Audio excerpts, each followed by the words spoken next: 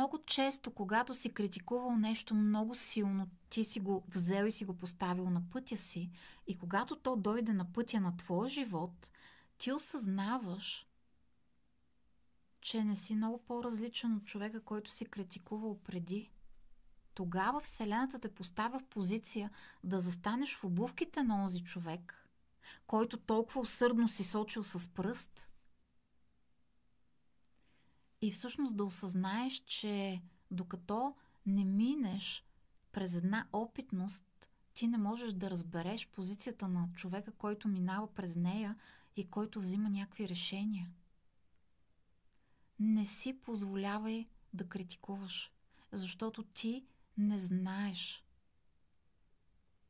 каква е историята на този човек, откъде идва, какво му се е случило в миналото, какви са причините, които са го накарали да вземе някакви решения, които ти осъждаш и критикуваш и обсъждаш и клюкариш и така нататък.